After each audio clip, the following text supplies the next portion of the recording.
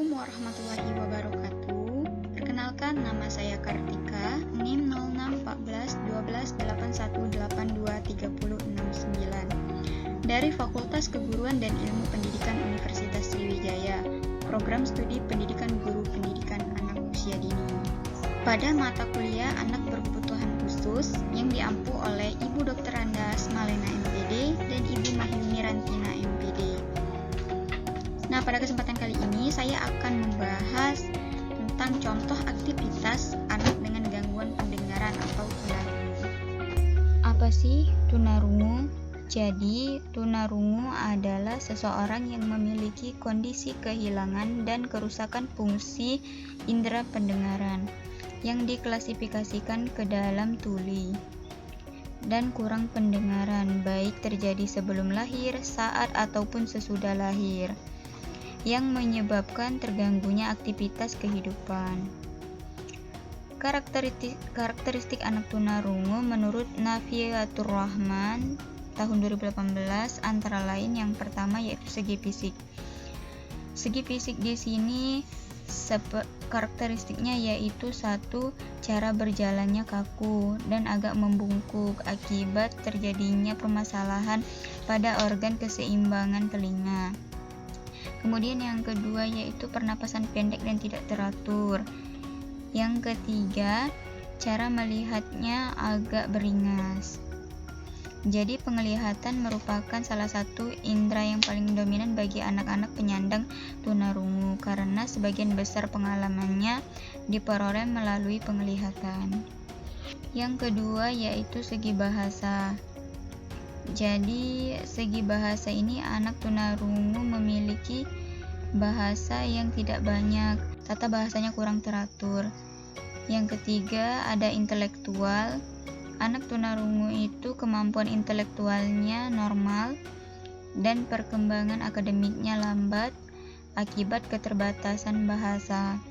Jadi sering terjadinya keterlambatan dalam perkembangan intelektual akibat adanya hambatan dalam berkomunikasi.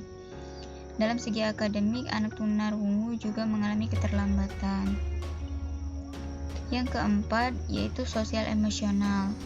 Pada anak tunarungu sering merasa curiga dan berprasangka. Sikap seperti ini terjadi akibat adanya kelainan fungsi pendengarannya.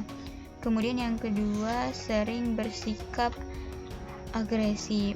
Anak-anak tunarungu bersikap agresif karena mereka merasa tidak bisa mengartikan apa yang dikatakan orang lain. Kemudian contoh aktivitas pada anak tunarungu.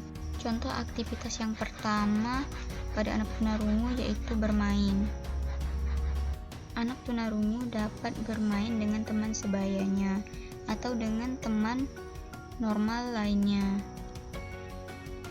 Permainan yang dapat dilakukan anak tunarungu ini salah satunya yaitu modifikasi permainan hijau hitam yang menerapkan modifikasi permainan hijau hitam pada anak tunarungu ini mengalami proses pendidikan jasmani yang dimulai dari pemanasan, membentuk dua kelompok saling berhadapan, dan kemudian dibagi menjadi kelompok hijau dan kelompok hitam.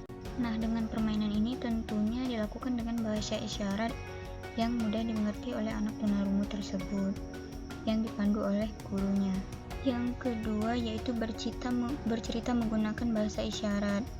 Anak tunarungu juga dapat mendengarkan cerita dengan menggunakan bahasa isyarat.